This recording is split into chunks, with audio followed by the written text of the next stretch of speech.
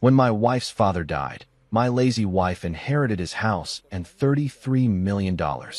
Then she kicked me out saying, "Find somewhere else to live or die, I don't care. You're useless now." Days later, the lawyer laughed. "Did you even read the will?" My wife went pale because the will said, "You know what they say about death bringing out the worst in people?" Well, they weren't kidding. When my father-in-law Richard Hayes kicked the bucket last month, I figured it would be one of those somber family moments where everyone comes together, shares memories, and maybe learns to appreciate what they've got. Boy, was I living in fantasy land. Richard had been sick for months, pancreatic cancer, the kind that doesn't mess around. I'd spent countless evenings at his bedside, listening to his stories about building his business empire from scratch, watching old war movies with him when Clarissa was too busy to visit. The man had grit, I'll give him that. Came from nothing and built a fortune that would make most lottery winners weep with envy. $33 million, to be exact, plus that ridiculous mansion in the hills that looked like something out of a Hollywood movie. I thought maybe, just maybe, watching her father waste away would teach my wife Clarissa something about loss. See, I'd been through this dance before when both my parents died in a car crash 5 years ago. That grief nearly destroyed me. The kind of soul-crushing pain that makes you question everything you thought you knew about life. Clarissa had been, well, let's just say supportive isn't the word I'd use. More like mildly inconvenienced by my emotional breakdown. But Richard's death? That was supposed to be different. That was supposed to be her wake-up call about mortality and family and all that heavy stuff that makes people reevaluate their priorities. Instead, it was like Christmas morning for a spoiled brat who just discovered Santa left the entire toy store under the tree. The reading of the will was a joke. Clarissa sat there in her designer black dress, probably cost more than most people's monthly rent, with this smug little smile playing at the corners of her mouth. When the lawyer announced she'd inherited everything, the mansion, the money, the whole damn empire, she didn't even try to hide her satisfaction. Just nodded like she'd been expecting it all along. Which, knowing Clarissa, she probably had been. That's when things got really ugly. Within a week, my sweet, loving wife transformed into someone I barely recognized.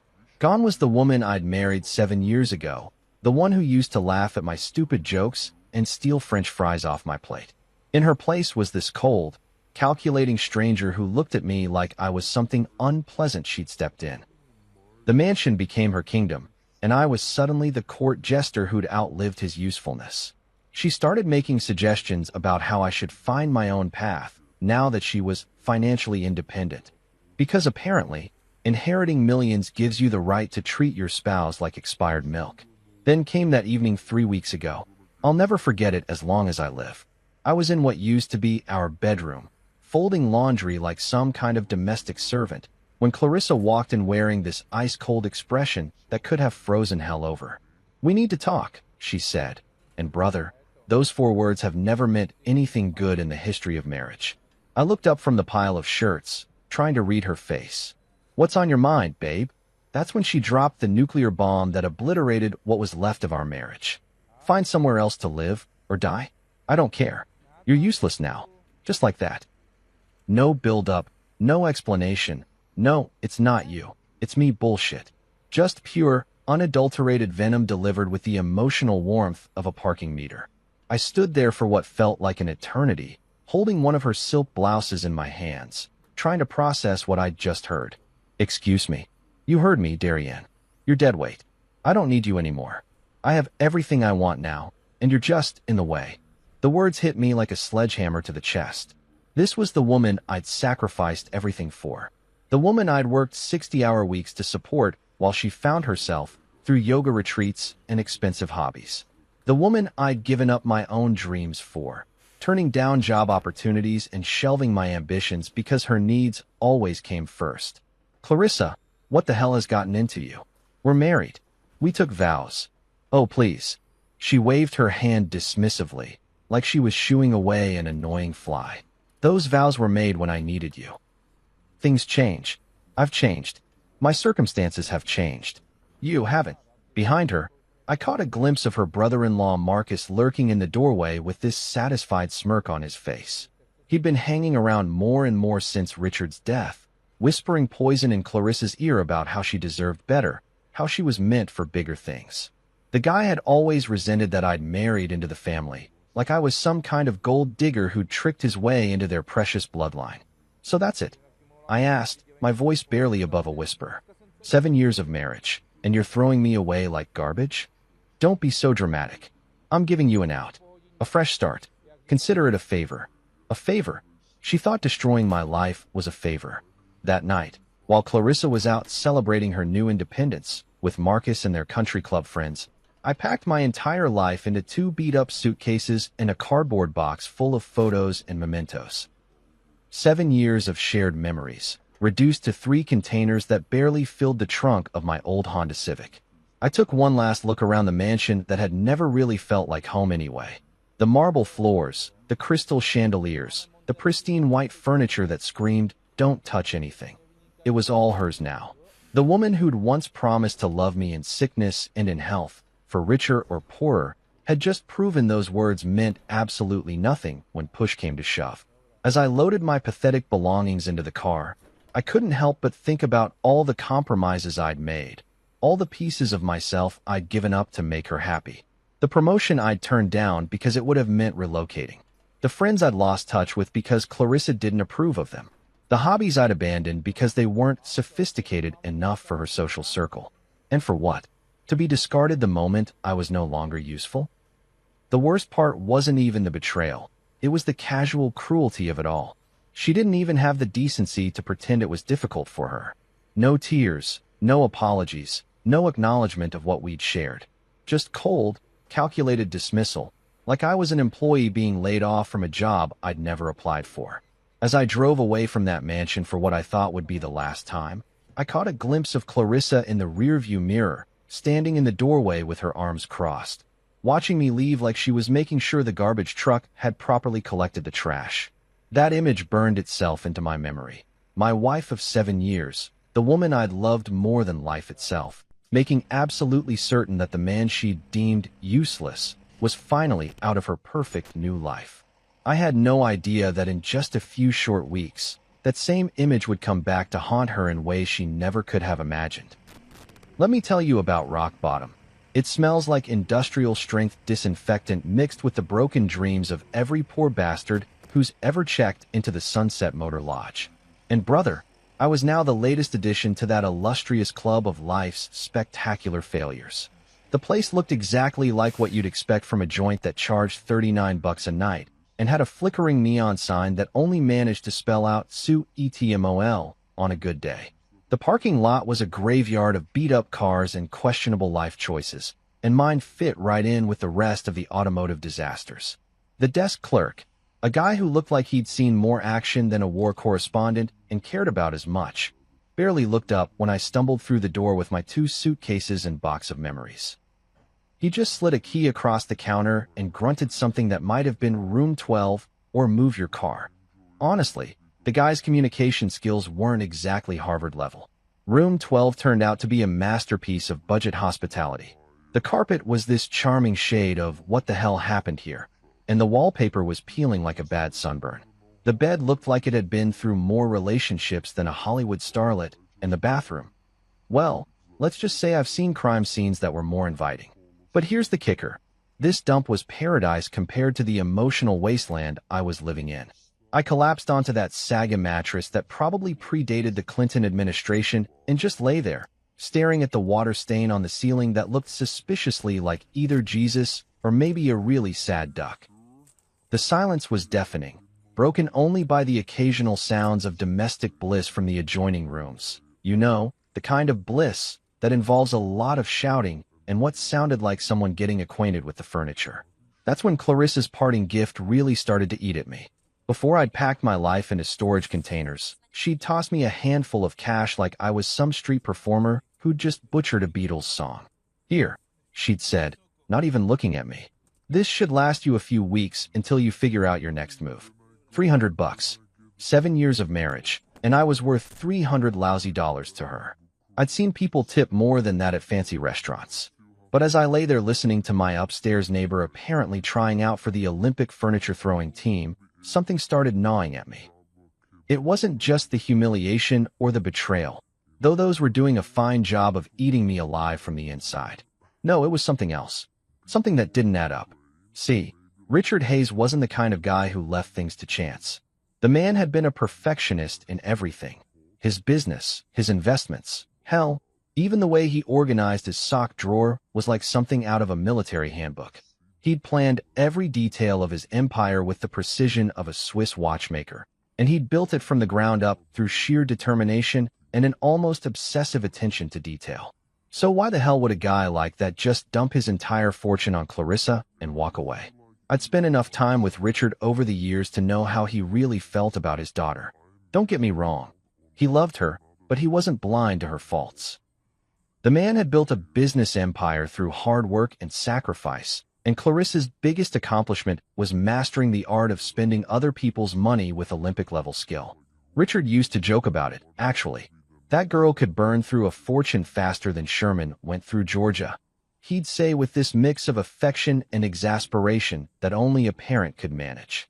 He knew she was entitled, knew she was lazy, knew she had about as much business sense as a goldfish.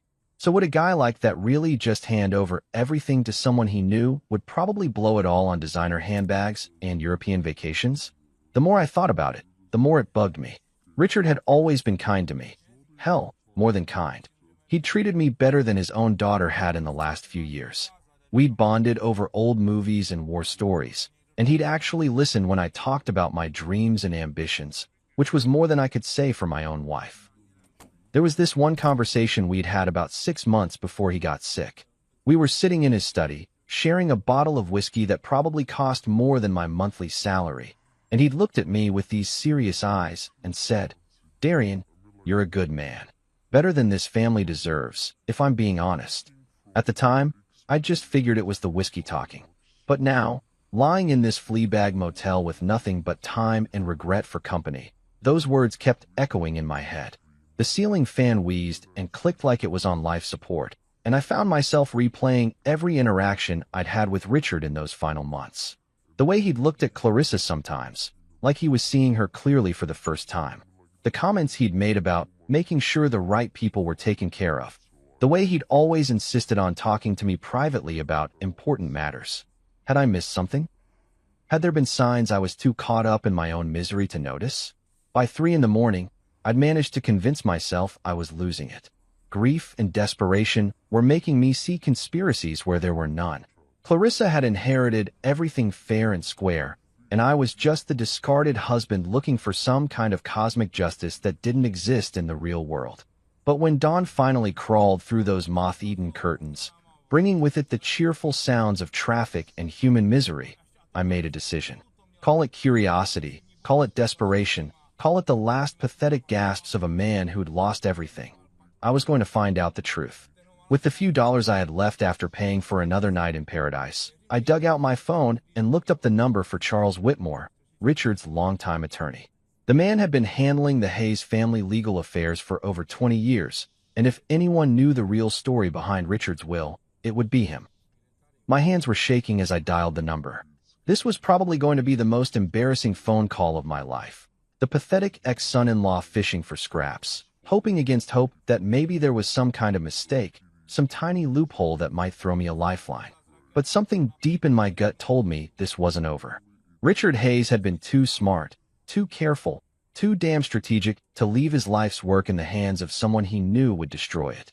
And if I was right, if there was more to this story than Clarissa's triumphant inheritance, then maybe, just maybe, the man she'd called useless was about to prove just how wrong she'd been. The phone rang once, twice, 3 times. When Charles Whitmore's receptionist finally answered, I took a deep breath and stepped into what I hoped wasn't just another dead end, but the beginning of something that might just change everything. Charles Whitmore's office was the kind of place that screamed old money from every mahogany-paneled surface. Walking through those doors felt like stepping into a different century, where handshake deals actually meant something and lawyers wore 3-piece suits because it was Tuesday, not because they were trying to impress anyone. The receptionist, a silver-haired woman who looked like she'd been guarding the gates of legal wisdom since the Eisenhower administration, informed me that Mr. Whitmore could see me immediately. That should have been my first clue that something was up. In my experience, lawyers don't just drop everything for broke guys who smell like cheap motel soap and desperation. But Charles? He greeted me like I was the prodigal son returning home for Christmas dinner. Darian, my boy. He practically jumped up from behind his massive desk, which was covered in more legal documents than a Supreme Court case. I've been trying to reach you for weeks. Your wife told me you'd left town. I stopped dead in my tracks. She told you what? Said you'd packed up and moved to, where was it? Arizona? Nevada? Somewhere out west, anyway. Said you wanted a fresh start after Richard's passing and didn't want to be contacted about any legal matters. The blood in my veins turned to ice water. That lying, scheming, backstabbing which had been intercepting my mail, screening my calls, basically erasing me from existence while she played queen of the castle. I should have been furious, but honestly, I was almost impressed by the sheer audacity of it all. Charles, I said, trying to keep my voice steady, I've been staying at the Sunset Motor Lodge about 15 minutes from here. I never left town, and I sure as hell never told anyone I didn't want to be contacted. The old lawyer's eyebrows shot up so high they practically disappeared into his hairline. He walked over to a filing cabinet that looked like it could survive a nuclear blast and pulled out a thick manila folder with Richard's name on it. Son, we need to talk. And I mean right now. He gestured to the leather chair across from his desk, the kind of chair that probably cost more than my car and felt like sitting on a cloud made of butter and good intentions. Charles settled behind his desk with the folder in front of him, looking at me like he was about to deliver news that would either make my day or ruin my life. Darian, what exactly did Clarissa tell you about her father's will? That she inherited everything. The mansion, the money, the whole $33 million empire. Pretty cut and dried, according to her. Charles made a noise that sounded like a cross between a chuckle and a snort. Cut and dried. That's rich. He opened the folder and pulled out what looked like the original will, thick, official-looking papers with more seals and signatures than a peace treaty. Let me ask you something, son. Did you actually see this alleged will? Were you present at the reading? I thought back to that day. Clarissa had come home from the lawyer's office practically glowing with satisfaction, waving some papers around like she'd just won the lottery. But now that I really thought about it, no, I admitted. She said it was family business, that since I wasn't a blood relative, I didn't need to be there. She brought home copies of some documents, but I never saw the actual will. Copies. Charles shook his head like I'd just told him I'd bought the Brooklyn Bridge from a guy in a trench coat. Of course she did. He turned the will around so I could see it, and my heart started pounding like I'd just run a marathon. Even upside down, I could see my name mentioned multiple times throughout the document. Darian, according to Richard's actual last will and testament, the one he signed, witnessed, and notarized in this very office. You are the primary beneficiary of his estate. The words hit me like a freight train carrying a cargo of disbelief. I'm sorry, what? The mansion, 70% of his liquid assets, controlling interest in his business holdings. It's all yours, son. Every last penny of it. I stared at the document like it was written in ancient Sumerian. But Clarissa said. Clarissa was left $10 million, Charles continued, flipping through the pages. A very generous inheritance, mind you, but it came with conditions. What kind of conditions? Charles adjusted his reading glasses and found the relevant section. The bequest to Clarissa Hayes Morrison is contingent upon her treatment of her husband, Darian Morrison, following Richard's death. Should she fail to honor the bonds of marriage and treat her husband with the respect and dignity he deserves, said bequest shall be null and void, and those assets shall revert to the primary beneficiary. My mouth went dry. You're telling me that by throwing me out like yesterday's garbage, she forfeited her entire inheritance? That's exactly what I'm telling you. Charles leaned back in his chair with something that might have been satisfaction dancing in his eyes. Richard was very specific about this clause. He'd watched his daughter's behavior over the years, seen how she treated you, and he wanted to ensure that his money didn't enable her to become an even worse person than she already was. I felt like I was having an out-of-body experience. This is insane. Why didn't she know about this? Oh, but she did. Charles pulled out another document. A receipt showing that Clarissa had been provided with a complete copy of the will 3 days after the funeral. She received the full, unredacted will. She chose to ignore the conditions, probably thinking they were just her father's way of being dramatic from beyond the grave. So she gambled with $10 million and lost. Spectacularly, Charles couldn't hide his grin anymore. Richard always said his daughter was too arrogant for her own good. Turns out he was right. I sat there in stunned silence, trying to process what I was hearing. The woman who had called me useless, who had thrown me out like I was nothing more than unwanted furniture, had just handed me a fortune through her own cruelty and stupidity. "There's more," Charles said, and I wasn't sure my heart could take any more revelations. "Richard left you a personal message. He recorded it about a week before he died." He pulled out an old-fashioned tape recorder, the kind they probably used during the Nixon administration, and pressed play. Richard's voice filled the room, weak from illness but unmistakably determined. "Darian, if you're hearing this, it means my daughter has shown her true colors. I'm sorry, son. I tried to raise her better, but some people are just born selfish. You've been more of a family to me these past few years than she ever was. Take care of what I've built. Use it wisely. And don't let her guilt you into giving her a damn penny." She made her choice. The recording ended, and I sat there feeling like I'd just been hit by emotional lightning. In the span of 20 minutes, I'd gone from being a discarded husband living in a Fleabag motel to the heir of a multi-million-dollar empire. Charles was watching me carefully, probably wondering if I was going to pass out or start laughing maniacally. Honestly, I was considering both options. "So what happens now?" I finally managed to ask. "Now," Charles smiled like a shark who'd just spotted a school of particularly tasty fish. "Now we make this official. We freeze Clarissa's access to any funds she's already touched, transfer everything into your name, and watch as the woman who called you useless realizes just how spectacularly she's screwed herself." For the first time in weeks, I smiled. A real, genuine smile that came from somewhere deep inside my chest.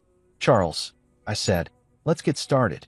You know that feeling when you're about to drop the hammer on someone who absolutely deserves it? That sweet, almost intoxicating moment when karma finally decides to clock in for work after taking the world's longest coffee break? Yeah, that's exactly where I was sitting in Charles Whitmore's office, signing documents that were about to turn my cheating, lying, gold-digging wife's world upside down. "I need you to understand," Charles said, his pen hovering over what looked like enough legal paperwork to choke a horse. "Once we set this in motion, there's no going back. Clarissa will lose access to everything. The accounts, the credit cards, the house, all of it. Are you absolutely certain this is what you want?" I thought about those 3 weeks in the Sunset Motor Lodge, listening to the sounds of other people's broken dreams through paper-thin walls. I thought about Clarissa's ice-cold eyes when she told me to find somewhere else to live or die. I thought about the casual cruelty with which she'd discarded 7 years of marriage like it was a subscription she didn't want anymore. "Charles," I said, putting pen to paper, "I've never been more sure of anything in my life." The first domino fell within an hour. Charles had this network of contacts that would make the CIA jealous, and he put every one of them to work. Bank accounts were frozen faster than a Minnesota lake in January. Credit cards were canceled with the efficiency of a Swiss train schedule. The utilities at the mansion, electricity, gas, water, internet, even the fancy security system, were all transferred back into my name by close of business. But the real kicker was Rosa Delgado. Rosa was a private investigator who looked like she could bench press a Buick and had a reputation for finding dirt on people that would make a tabloid journalist weep with envy. Charles had worked with her on dozens of cases over the years, and when he called her about investigating the forged documents Clarissa had been waving around, she was practically salivating over the phone. "Honey," she told me during our brief introduction, "I've seen some grade-A scumbags in my time. But a woman who forges her dead daddies will to screw over her husband? That's a special kind of evil. This is going to be fun." By 5 o'clock that afternoon, Rosa had already uncovered enough evidence to sink Clarissa's little fraud scheme deeper than the Titanic. Turns out my dear wife had paid some 2-bit document forger named Jimmy the font Castellano to create a fake while using letterhead stolen from Charles's office. The guy apparently specialized in fake IDs for college kids, but Clarissa had convinced him to branch out into high-end document fraud for the low price of $50,000. The beautiful irony? She'd paid him with money from Richard's accounts, money that, according to the real will, she never had legal access to in the first place. It was like watching someone rob a bank with a gun they'd stolen from the same bank. While Rosa was busy building a case that would make the DA's office Christmas dreams come true, I decided to take a little drive. After 3 weeks of feeling like the world's biggest loser, I figured it was time to remind myself what winning felt like. I pulled up to the mansion just as the sun was setting, casting long shadows across the perfectly manicured lawn that probably cost more to maintain than most people's annual salaries. The house looked different somehow, smaller, less intimidating. Maybe that's what happens when you realize you actually own something instead of just visiting it. The front door was locked, but Charles had given me the new keys along with a smug little smile that suggested he'd been planning this moment for weeks. I let myself in like I owned the place, which, according to a stack of legal documents, I actually did. The sound of my footsteps echoed through the marble foyer, and I couldn't help but grin. 3 weeks ago, I'd been sneaking around this place like a guest who'd overstayed his welcome. Now I was home. That's when I heard it. The unmistakable sound of Clarissa having a complete and total meltdown in the kitchen. What do you mean the card was declined? That's impossible. I have millions in that account.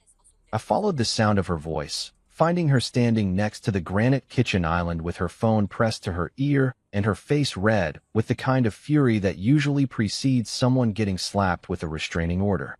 Yes, I'll hold. She snapped at whatever poor customer service representative had drawn the short straw.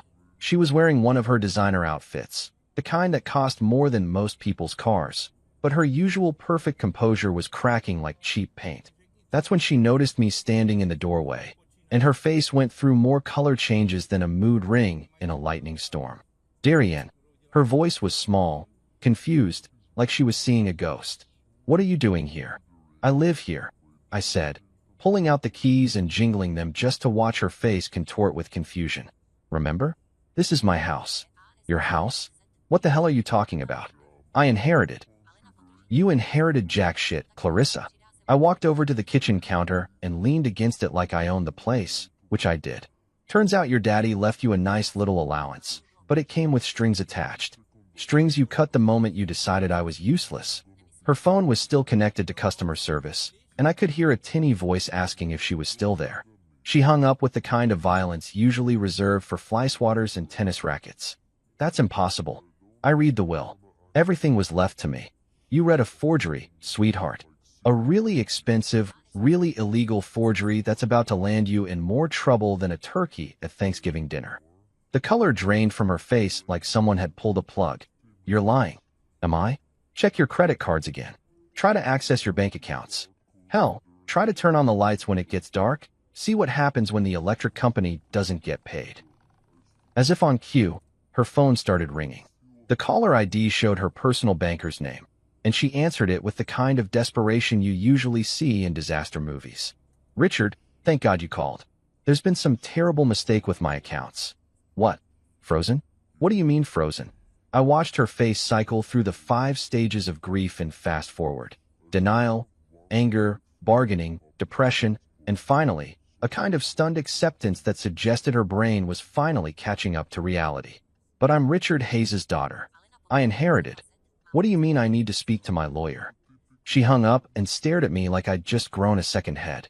For the first time since I'd known her, Clarissa was completely, utterly speechless. Here's the thing, babe, I said, savoring every word like fine wine. Your father knew exactly what kind of person you were. He left you $10 million, more money than most people see in 10 lifetimes, but only if you could manage to treat your husband like a human being for 5 minutes. You couldn't even do that. Her phone rang again, then again, and again. Every bank, every credit card company, every financial institution she'd been bleeding dry was suddenly very interested in having a conversation about her account status. I headed toward the door, then stopped and turned back to her. She was still standing there in shock, her phone buzzing with the sound of her entire financial world imploding. Oh, and Clarissa? I said, my hand on the doorknob. You might want to call a lawyer. A good one. Because forgery and fraud are felonies. And I hear orange really isn't your color. As I walked out of what was now officially my house, I could hear her screaming my name behind me. But for the first time in weeks, the sound of Clarissa's voice didn't fill me with dread. It sounded like music. 2 days. That's how long it took for Clarissa's carefully constructed world of luxury and entitlement to come crashing down like a house of cards in a hurricane. And let me tell you, watching it happen was better than Christmas morning, the Super Bowl, and finding $20 in an old jacket pocket all rolled into one beautiful, karma-soaked package. I'd been staying at a decent hotel downtown. Nothing fancy, but a hell of an upgrade from the Sunset Motor Lodge and its symphony of human misery. Charles had advanced me some funds from the estate, enough to get a room with actual hot water and a bed that didn't feel like it was stuffed with broken dreams and regret. The irony wasn't lost on me that I was using Clarissa's inheritance money to pay for my temporary accommodations. My phone had been ringing nonstop since the financial apocalypse began. Clarissa, her mother Eleanor, her worthless brother-in-law Marcus, even some of her country club friends, they were all calling with increasingly frantic messages that ranged from confused to desperate to downright threatening. I'd listened to a few of them just for the entertainment value, but mostly I just let them pile up like snow in a blizzard. The best one was from Clarissa herself, left at 2:30 in the morning on day one. Darian, there's some kind of horrible mistake. Daddy left everything to me, not you. You can't seriously believe that senile old lawyer over your own wife. Call me back immediately. We need to fix this before it gets out of hand. By day two, the tone had shifted considerably. Darian, please, you have to stop this insanity. I'm still your wife, for God's sake. Whatever Charles Whitmore told you, it's wrong. Daddy would never do this to me. He loved me. I was his little girl. That one actually made me laugh out loud. Richard's little girl, who couldn't be bothered to visit him during his final months unless she needed something. But I wasn't ready to face her yet. I needed time to process everything, to wrap my head around the fact that I'd gone from motel-dwelling reject to multimillionaire in the span of 48 hours. So I took a little vacation from reality, ordering room service and watching pay-per-view movies while Rosa Delgado and Charles Whitmore systematically dismantled every aspect of Clarissa's fraudulent little empire. Rosa called me with updates that were better than any soap opera. Your wife tried to withdraw cash from 3 different ATMs yesterday, she told me with obvious glee in her voice. When that didn't work, she went into the bank and made such a scene that they had to call security. Apparently, she demanded to speak to the president of the bank and accused them of conspiring against her. Please tell me someone got that on video. Honey, this is the digital age. Everything's on video.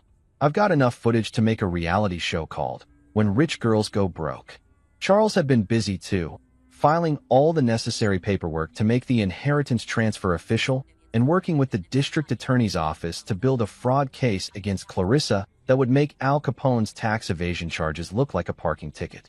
The beautiful thing about your wife, he told me during one of our daily check-ins, is that she's been so arrogant about this whole scheme that she left a paper trail a blind man could follow. She paid the forger with a check, for crying out loud. A check from Richard's account. But by the morning of day 3, I decided it was time to go home. Not to visit, not to negotiate, not to see if we could work things out like some kind of delusional marriage counselor might suggest. I was going home to claim what was rightfully mine and to look my lying, cheating, fraud-committing wife in the eye while I did it. The mansion looked different in the morning light, less intimidating, more like what it actually was, my house. I used my key to walk through the front door like I owned the place, which I did, and found Clarissa exactly where I expected her to be. In the living room, surrounded by empty wine bottles and tissues, looking like the aftermath of a very exclusive natural disaster. She'd clearly been crying for hours, maybe days.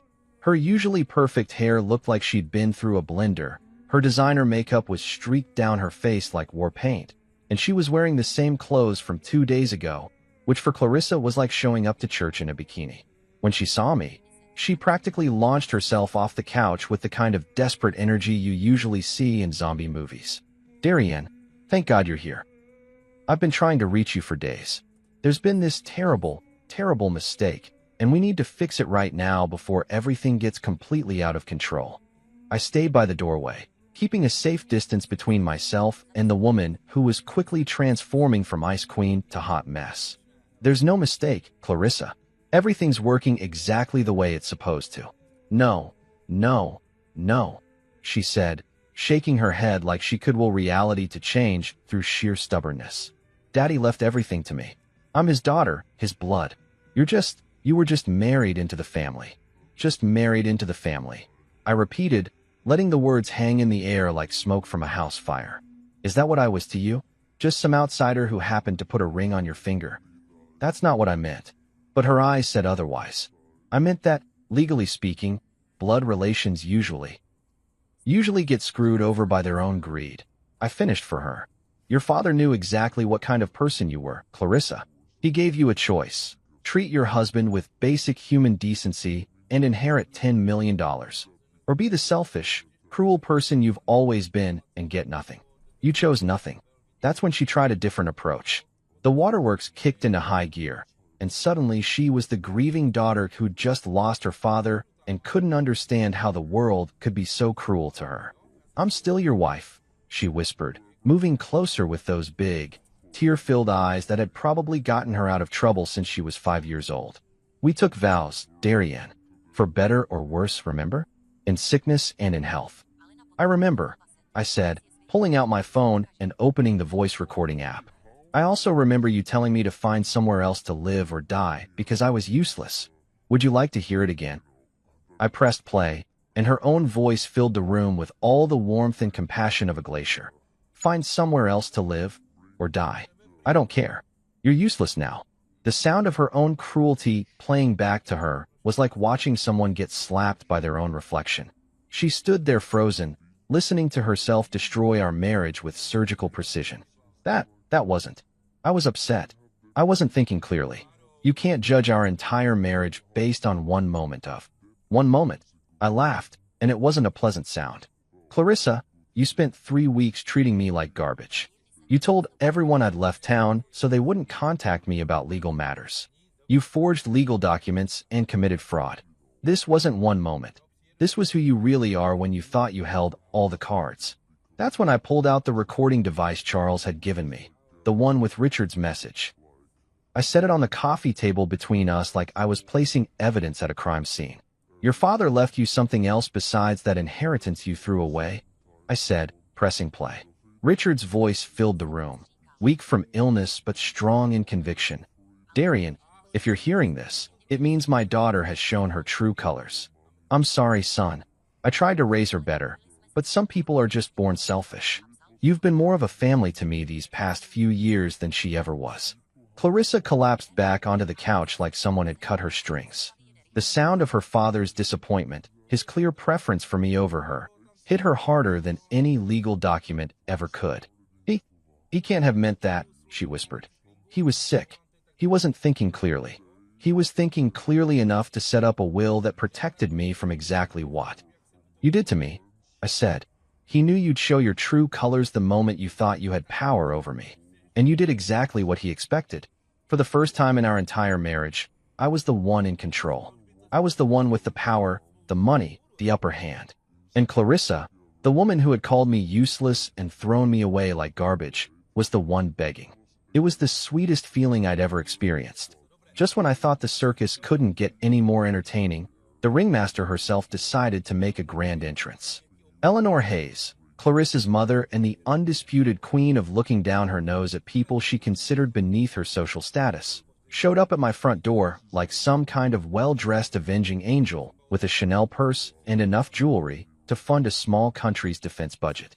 I was in Richard's old study, my study now, going through some of his business files when I heard the commotion downstairs. Actually, commotion might be putting it mildly. It sounded more like someone was trying to stage a hostile takeover of my foyer, complete with shouting, dramatic gestures, and what I could only assume were threats involving expensive lawyers and social ruin. Where is he? Eleanor's voice carried through the mansion like she was addressing the Roman Senate. Where is that opportunistic little weasel who's trying to steal my daughter's birthright? Charming. Always nice to know what your in-laws really think of you. I made my way downstairs to find Eleanor standing in the middle of the living room like she was posing for a portrait entitled Rich Woman Having a Meltdown. She was wearing one of those outfits that screams, "I have more money than God, and I want everyone to know it." A designer suit that probably cost more than most people's cars, pearls that looked like they could choke a horse, and enough diamonds to blind a small aircraft. Clarissa was hovering nearby, looking like a scolded child who'd called mommy to fix her problems. Which, let's face it, was exactly what had happened. "Ah, Eleanor," I said, walking into my own living room like I belonged there, which I did. "What a pleasant surprise. To what do I owe this visit?" She turned to face me with the kind of look that could freeze hell over, her perfectly made-up face twisted into an expression of pure disdain. "You know exactly why I'm here, you little gold-digging parasite." "Parasite?" I laughed, settling into Richard's favorite armchair, my favorite armchair now. That's rich, coming from a woman whose entire family has been living off Richard's money for the past 30 years. Her face went through more color changes than a sunset, but she managed to compose herself with the kind of self-control that only comes from decades of practice at being condescending to people she considers inferior. "Let's skip the pleasantries, shall we?" She reached into her purse and pulled out a checkbook that looked like it had seen more action than a war correspondent. "I'm prepared to make you a very generous offer to resolve this misunderstanding." "Misunderstanding?" I raised an eyebrow. "Is that what we're calling fraud now? How very upper class of you." She ignored my comment and started writing out a check with the kind of flourish usually reserved for signing peace treaties. $2 million, she announced, tearing off the check and holding it up like it was the Holy Grail. "More money than you've ever seen in your pathetic little life. Take it, sign whatever papers need to be signed to return my daughter's inheritance, and disappear from our lives forever." I stared at the check, then at Eleanor, then back at the check. The woman was serious. She actually thought she could buy me off like some kind of discount hitman. $2 million, I repeated slowly, like I was savoring each word. "That's your opening offer?" Her eyes lit up with the kind of predatory satisfaction that suggested she thought she'd found my price. "I knew you'd see reason. You always struck me as a practical man, despite your humble origins." "Oh, I am practical," I said, standing up and walking over to her. "Practically insulted that you think I'm stupid enough to trade a $33 million inheritance for pocket change." The confident smile slipped from her face like makeup in a rainstorm. "Excuse me. You heard me. Your daughter forged legal documents to try to steal my inheritance. Your dead husband left me everything because he knew exactly what kind of people his family really were. And now you're trying to bribe me into giving up what's legally mine. The balls on you people are absolutely astronomical." Eleanor's composure cracked like cheap paint. She grabbed the check back and started writing furiously. $5 million, she snapped, practically throwing the new check at me. "That's more than enough to set you up for life. You could buy a nice little house somewhere far away from here and live comfortably for the rest of your miserable existence." I picked up the check, looked at it for exactly 2 seconds, then tore it in half. The sound of expensive paper ripping seemed to echo through the room like a gunshot. "Lady, you could offer me $50 million and the answer would still be no. This isn't about money. This is about justice. Your daughter treated me like garbage, threw me away like I was nothing, and tried to steal from me using forged documents. Now she gets to live with the consequences." That's when Eleanor's mask finally came off completely. The polite society matron disappeared, replaced by something that looked like it belonged in a nature documentary about apex predators. "You ungrateful little worm," she hissed, her voice dropping to the kind of whisper that usually precedes someone getting shanked in a prison yard. "You have no idea who you're dealing with. Richard may have built this empire, but the Hayes family has connections you can't even imagine. We have friends in places that could make your life very, very difficult." "Is that a threat, Eleanor?" "It's a promise." She stepped closer, and I caught a whiff of expensive perfume mixed with something that smelled suspiciously like desperation. "You think you've won because you have some legal documents? Money and power are about more than paperwork, you pathetic little man. They're about influence, connections, the ability to make problems disappear." She paused for dramatic effect, clearly expecting me to start trembling with fear or begging for mercy. Instead, I just stood there looking mildly amused, which seemed to piss her off even more. "Richard built his fortune through some very questionable business practices," she continued, her smile returning with the kind of cold satisfaction that suggested she thought she'd just played her ace. "Offshore accounts, shell companies, payments to people who prefer to remain anonymous. The kind of business dealings that attract attention from federal agencies, if you know what I mean." Now she had my attention. "What are you saying?" I'm saying that if the right people started looking into Richard's financial history, they might find some very interesting irregularities. The kind of irregularities that could tie up an estate in legal proceedings for years, maybe decades. The kind that could result in asset forfeiture, criminal investigations, maybe even prison time for anyone foolish enough to benefit from ill-gotten gains. My blood ran cold. Was she talking about money laundering, tax evasion, or something even worse? Of course, Eleanor continued, clearly enjoying the look of concern that must have crossed my face. These are just rumors. Whispers. The kind of thing that would never see the light of day if reasonable people could reach a reasonable agreement. She pulled out her checkbook again, this time writing with slow, deliberate strokes. $10 million, she said, holding up the check like it was a peace treaty. Take the money, sign the papers, walk away clean. Because if you don't, I promise you'll spend the rest of your life wishing you had. I stared at the check, then at Eleanor's smug face, then at Clarissa, who was watching this whole exchange like it was a tennis match where her entire future depended on the outcome. For the first time since this whole mess started, I felt a flicker of doubt. What if Eleanor was telling the truth? What if Richard's empire really was built on something illegal? What if I was about to inherit a fortune that would destroy my life instead of saving it? But as I stood there in that room, surrounded by the wealth and luxury that Richard had built through decades of hard work, I realized something important. Eleanor Hayes was desperate. Desperate people say desperate things, make desperate threats, and desperate promises. And if there's one thing I'd learned from my years of being married into this family, it's that desperate rich people are often the most dangerous kind. Eleanor, I said finally, my voice steady despite the tornado of doubts swirling in my chest.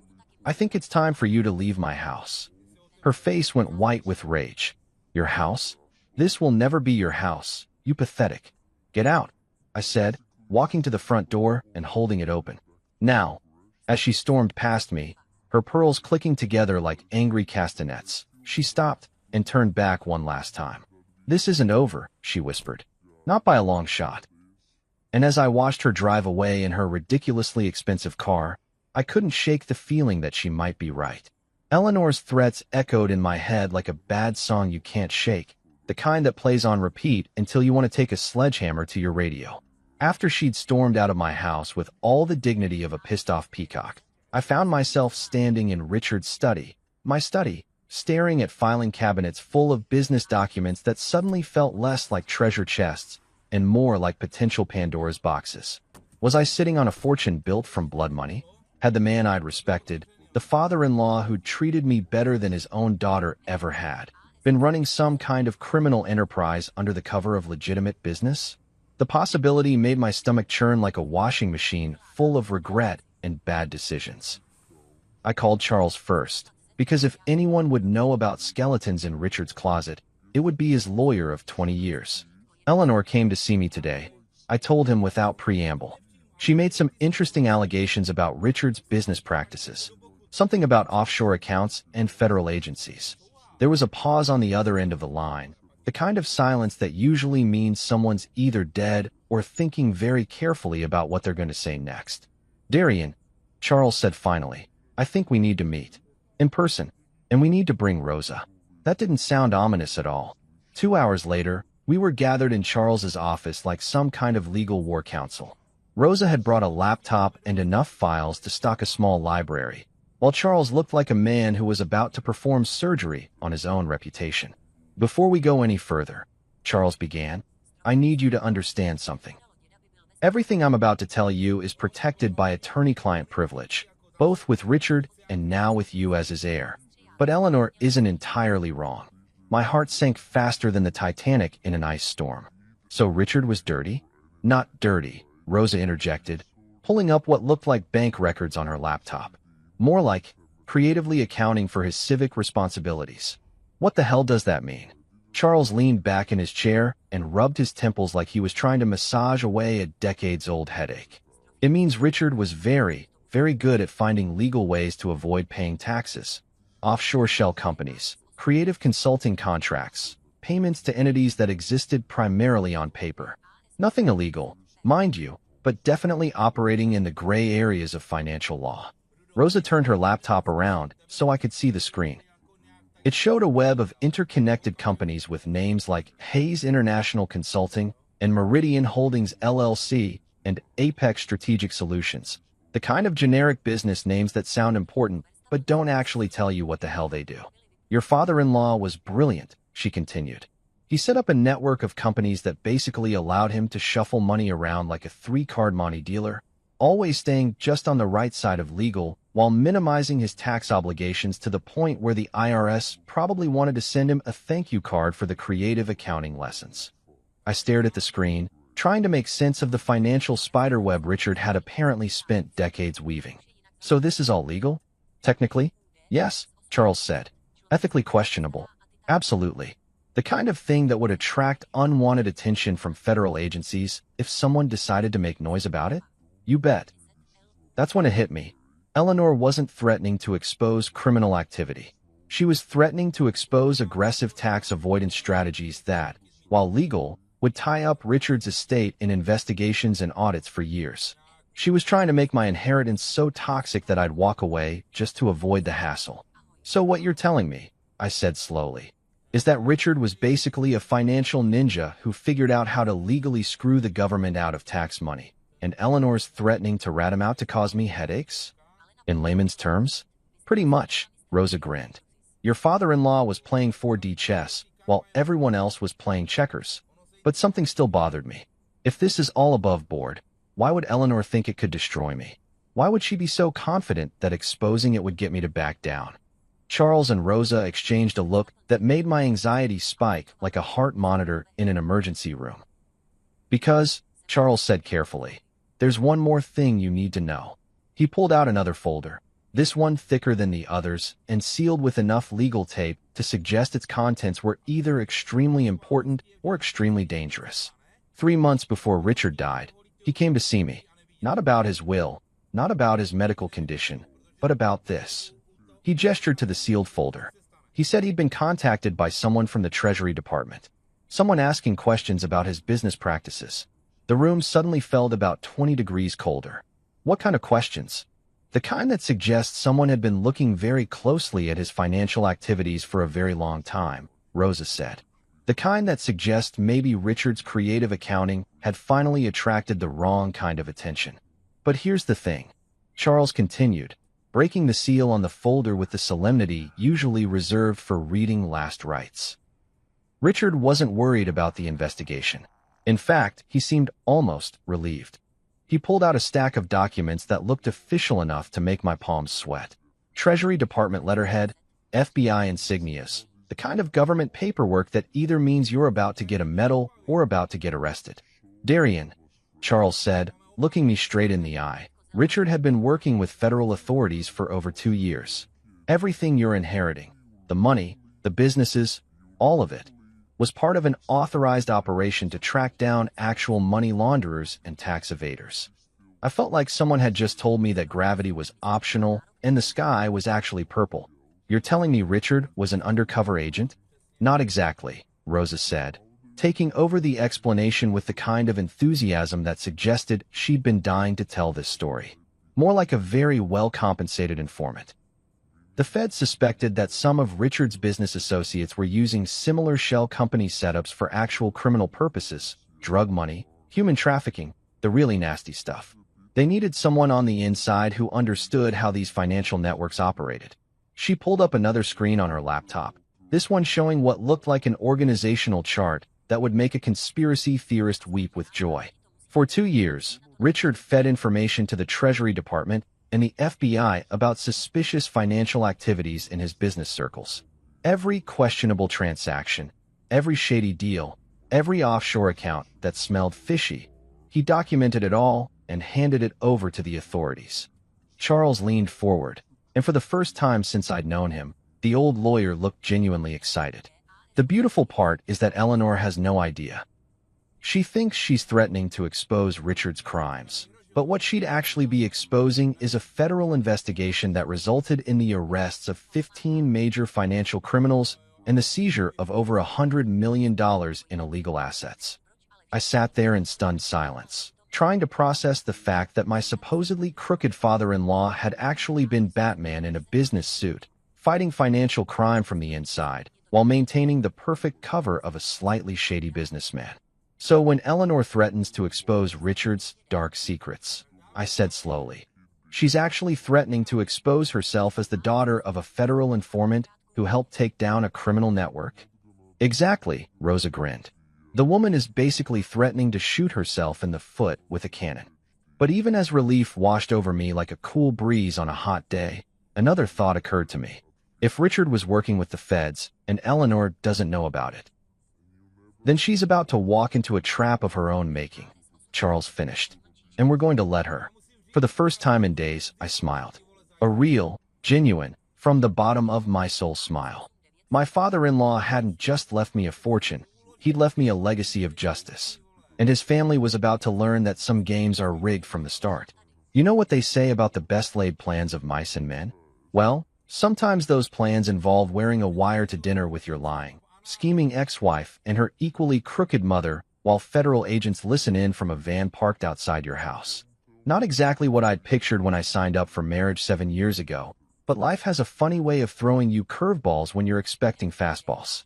After discovering that Richard had been working with the feds, Charles made a phone call that changed everything. Within 6 hours, I was sitting across from Agent Sylvia Martinez of the FBI, a woman who looked like she could bench press a Buick and had the kind of no-nonsense attitude that made you want to confess to crimes you'd never even thought about committing. "Mr. Morrison," she said, settling into the chair across from me in Charles's office. "Your father-in-law was instrumental in helping us build cases against some very dangerous people. His cooperation led to multiple arrests and the seizure of significant criminal assets." "So I've been told," I said, still trying to wrap my head around the idea that Richard had been living a double life as some kind of financial superhero. "But what does that have to do with me?" Agent Martinez smiled, and it was the kind of smile that usually preceded someone having a very bad day. "Your wife and mother-in-law are about to make a very big mistake. They're going to try to blackmail you with information about Richard's business dealings, not knowing that everything they think they know about him is exactly what we wanted his criminal associates to believe." She pulled out a small device that looked like something out of a spy movie, the kind of wire that probably cost more than my old car and was about as sophisticated as a NASA satellite. "We'd like you to wear this during your next conversation with them. Let them make their threats. Let them try to extort you. Let them dig themselves deeper into a hole they don't even know they're standing in." I stared at the device like it might bite me. "You want me to set up my own wife?" "Mr. Morrison, your wife forged legal documents, committed fraud, and is now attempting to extort money from you using false information about federal investigations. She set herself up. We're just giving her enough rope to hang herself with." Charles leaned forward, his eyes twinkling with the kind of mischief that suggested he'd been looking forward to this moment for years. "Darian, think about it. Clarissa threw you away like garbage when she thought she had all the power. Now she's about to discover what real power looks like." That evening, I was back at the mansion, wearing a wire that felt like it was burning a hole through my chest. The FBI surveillance van was parked 3 houses down, disguised as a cable repair truck. Agent Martinez and her team were listening to every word through equipment that could probably pick up a whisper from orbit. Right on schedule, Clarissa and Eleanor showed up at my front door like a pair of well-dressed vultures circling a particularly appetizing carcass. They'd clearly coordinated their outfits. Eleanor in her usual armor of pearls and entitlement, Clarissa in a black dress that was probably supposed to make her look grieving and sympathetic, but mostly just made her look like she was attending her own funeral. "Darian," Clarissa said as I let them in, "thank you for agreeing to see us. I know things have been difficult between us lately." "Difficult," I repeated, leading them into the living room. "Is that what we're calling attempted fraud now?" Eleanor shot me a look that could have frozen hell over twice. "Let's dispense with the hostile theatrics, shall we? We're here to discuss a mutually beneficial arrangement." They brought a briefcase, an actual briefcase, like we were conducting some kind of arms deal in a Cold War spy novel. Eleanor set it on the coffee table with the kind of ceremony usually reserved for signing peace treaties. "Inside this case," she announced with all the drama of a game show host, "are copies of documents that prove your precious Richard was involved in some very questionable business practices. Money laundering, tax evasion, payments to entities that the IRS would find very, very interesting. She opened the briefcase to reveal stacks of papers that looked official enough to fool someone who didn't know any better. Bank statements, wire transfer records, correspondence with shell companies. It was an impressive collection of evidence that would have been devastating if it weren't exactly what the federal government had wanted Richard's associates to see. These documents, Clarissa chimed in, clearly reading from a script they'd rehearsed, could tie up Daddy's estate in federal investigations for decades. Every penny you think you've inherited could be frozen, seized, or forfeited as the proceeds of criminal activity. I played my part perfectly, letting my face show just enough concern to keep them talking. What exactly are you proposing? A simple trade, Eleanor said, pulling out a contract that looked like it had been drafted by the devil's own legal team. You sign over the estate to Clarissa, we make these documents disappear forever, and everyone walks away clean. And if I refuse? Eleanor's smile was sharper than a surgeon's scalpel.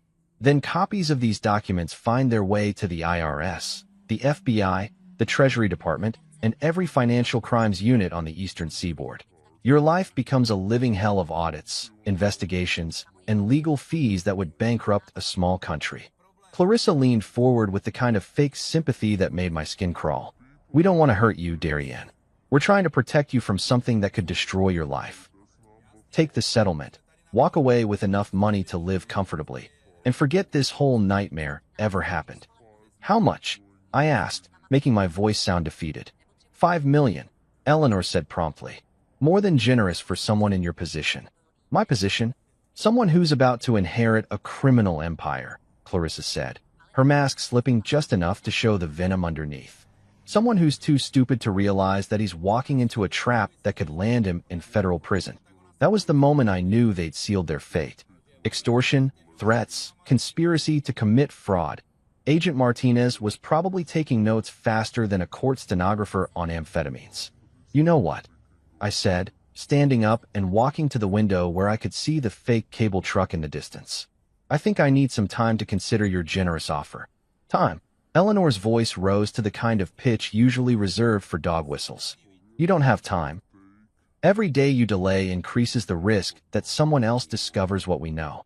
Maybe a week, I said, turning back to face them. Just to get my affairs in order, make sure I understand all the implications. That's when Eleanor lost it completely. The polite society matron vanished, replaced by something that belonged in a nature documentary about predatory reptiles. You listen to me, you ungrateful little parasite, she hissed, standing up so fast she knocked over her chair. We're offering you a way out of this mess, and you're going to take it. Because if you don't, I will personally make sure that your pathetic life becomes a living nightmare. I have friends in the federal government, friends who owe me favors, friends who would be very interested to know about Richard's criminal activities. Criminal activities, I repeated calmly, such as money laundering. Clarissa practically shouted. Tax evasion, conspiracy, fraud. Everything in that briefcase proves that Daddy was a criminal, and you're about to inherit the proceeds of his crimes. That's when the front door burst open like something out of an action movie.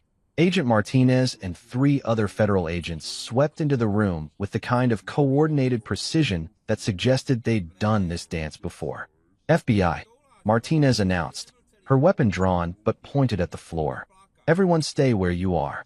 The look on Eleanor's face was priceless, like she'd just discovered that gravity was optional and she was about to fall upward into space. Clarissa actually screamed, a high-pitched sound that probably scared every dog in a 3-block radius.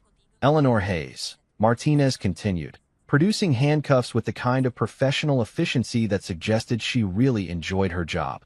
You're under arrest for attempted extortion, conspiracy to commit fraud, and obstruction of a federal investigation.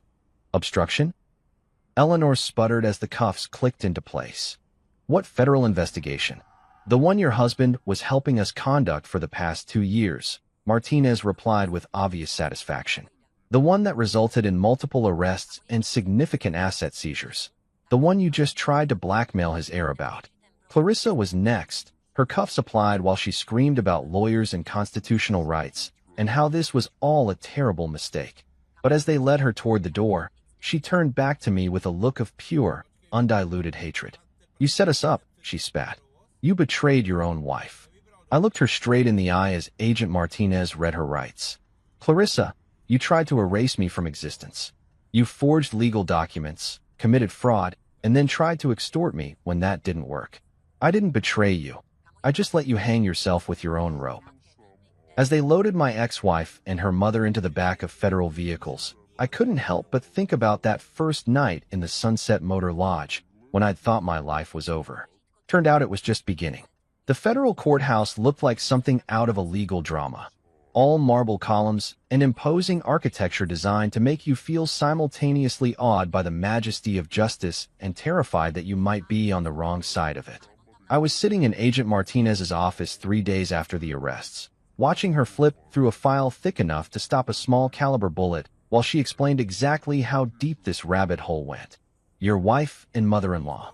She began with the kind of satisfaction usually reserved for people who've just solved a particularly difficult crossword puzzle, managed to confess to multiple federal crimes in under 10 minutes. It's actually impressive in its own way, like watching someone set a world record for self-destruction. The recording of that night played on her computer, and hearing Clarissa's voice admitting to forgery and extortion felt surreal, like watching a movie where the villain accidentally confesses to everything while thinking they're being clever. But here's what they didn't know, Martinez continued, pulling out another folder that looked even more official than the last one. What nobody knew, except for me, my direct supervisor, and Richard himself. She opened the folder to reveal photographs, surveillance reports, financial records, and what looked like enough documentation to write a novel about financial crime in America. At the center of it all was Richard's face, looking exactly like the man I'd known, serious, determined, and apparently living the kind of double life that would make James Bond jealous. Darian, your father-in-law wasn't just helping us catch financial criminals. He was the key to dismantling one of the largest money laundering operations on the East Coast. I stared at the photographs showing Richard at various business meetings, restaurants, and what looked like some kind of exclusive club where people wore suits that cost more than most cars. He was undercover? Not exactly undercover. More like a cooperating witness with access. See, about 3 years ago, Richard came to us. Not the other way around. He'd figured out that some of his business associates were using shell companies similar to his own for genuinely criminal purposes. She pulled out a chart that looked like something you'd see in a crime movie. Names connected by red string, photographs of stern-looking men in expensive suits, and financial flows that resembled a spider web designed by someone with a PhD in complexity theory. Marcus Valdez, Tommy the Fish Marconi, Elena Kozlova. These people weren't just avoiding taxes like Richard. They were washing money for drug cartels, human trafficking operations, and arms dealers. We're talking about billions of dollars in criminal proceeds flowing through legitimate-looking businesses. The names meant nothing to me, but the photographs did. I recognized a few faces from Richard's social events. Men who'd seemed perfectly respectable at charity galas and country club dinners. Men who'd shaken my hand and asked about my golf game, while apparently running criminal enterprises on the side. Richard could have just walked away, Martinez continued. Could have kept his mouth shut and his hands clean. Instead, he came to us and said he wanted to help bring them down. She pulled out what looked like a personal letter, handwritten on Richard's familiar stationery. He wrote this after his cancer diagnosis, about 6 months before he died. It's part of the case file now, but I think you should read it. I took the letter with hands that weren't quite steady. Richard's handwriting was still strong despite his illness, and reading his words felt like having a conversation with a ghost. Agent Martinez, I know I don't have much time left, and there are things I need to make sure you understand. I didn't cooperate with your investigation because I was afraid of going to prison, or because I wanted some kind of deal for myself. I did it because I realized that my pursuit of financial advantage had put me in the same circles as genuinely evil people, and I couldn't live with myself if I didn't try to stop them. Asterisk. I've built a fortune through legal but ethically questionable means. I won't pretend otherwise. But these people, Valdez, Marconi, the others, they profit from human suffering in ways that make my tax avoidance look like jaywalking. If my information can help put them behind bars, then maybe some good can come from the mistakes I've made. Asterisk. I'm leaving everything to Darian because he's the only person in my family who has genuine integrity. My daughter has become everything I hoped she wouldn't: entitled, cruel, and willing to hurt others for personal gain. My wife Eleanor has enabled that behavior for years. But Darian, he's a good man who deserves better than the family he married into. Asterisk. Please make sure he understands that every dollar he inherits is legitimate, not just legally, but morally. The government has verified that all assets in my estate come from lawful sources. He doesn't need to feel guilty about benefiting from my cooperation with your investigation. He's earning it by being the kind of person worthy of inheriting it. Asterisk. Use him well, Agent Martinez. He's stronger than he knows. Asterisk. I set the letter down with tears I didn't realize I'd been holding back. Richard hadn't just left me money, he'd left me vindication. Proof that someone had seen my worth when everyone else, including myself, had written me off as useless. The beautiful irony, Martinez said with a grin that suggested she'd been saving this revelation for last, is that Eleanor's threats were completely backwards. Every criminal activity she thought she could expose Richard for was actually part of an authorized federal operation. Every shell company, every questionable transaction, every offshore account, we knew about it, approved it, and used it to build our case. She pulled out a final document, this one with Department of Justice letterhead and enough official seals to stock a government supply closet. This is a letter of commendation for Richard Hayes, recognizing his contribution to Operation Clearwater, the investigation that led to 17 arrests, the seizure of $347 million in criminal assets, and the disruption of multiple international criminal enterprises. 17 arrests, including some very big fish who are now looking at decades in federal prison.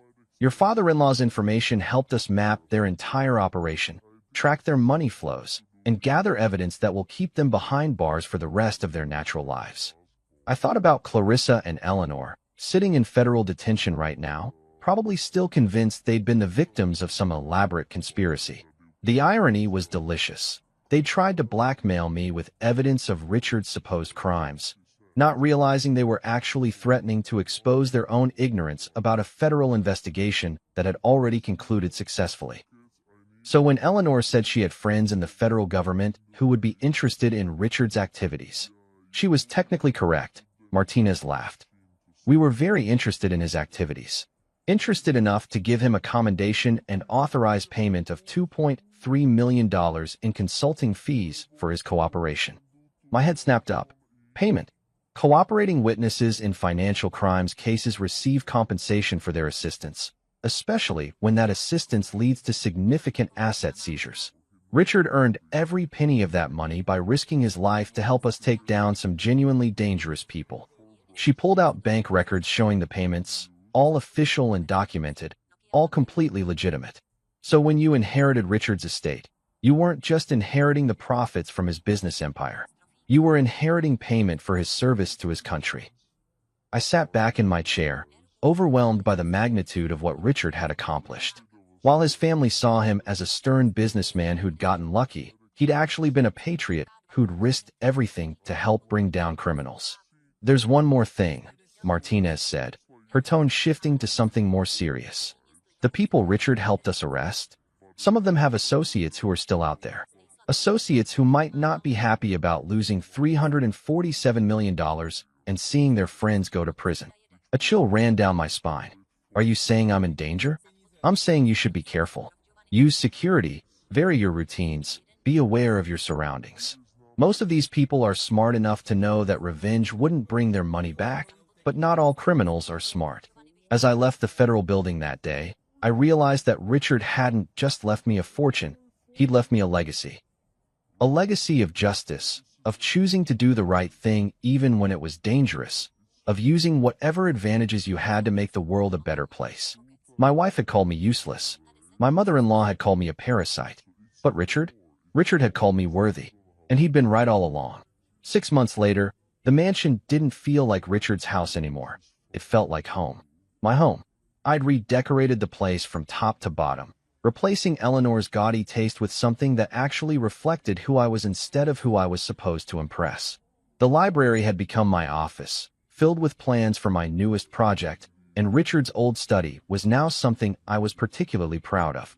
The Whitmore Foundation for Family Integrity wasn't just some tax write-off charity. It was my chance to help other people who'd been screwed over by greedy relatives and manipulative spouses. Men and women who'd been discarded like yesterday's garbage when they were no longer useful. People who needed legal help to fight back against family members who thought love was conditional on bank account balances. We'd already helped dozens of cases. Wives whose husbands had hidden assets during divorce proceedings. Adult children whose parents had been manipulated into changing their wills by gold-digging caregivers. People like me, who'd been written off as worthless until they proved otherwise. Clarissa was doing 18 months in federal prison for fraud, extortion, and conspiracy. Eleanor got 2 years for the same charges plus obstruction of justice. Their letters arrived every week like clockwork, desperate pleas for forgiveness, promises that they'd changed, explanations about how prison had taught them the error of their ways. I never opened them. The woman who'd called her husband useless was probably sharing a cell with someone who'd appreciate that kind of irony. The mother-in-law who'd thought she could buy her way out of any problem had discovered that federal judges don't accept bribes or take personal checks. Sometimes I'd stand on the balcony where Richard used to watch the sunset, holding a glass of his favorite whiskey and thinking about how much had changed. The scared, broken man who'd packed his life into 2 suitcases was gone, replaced by someone who understood his own worth. Charles had been right about one thing. Sometimes the pawn really does become the king. And this king? This king wasn't interested in ruling through fear or money or manipulation. I was building something better than an empire.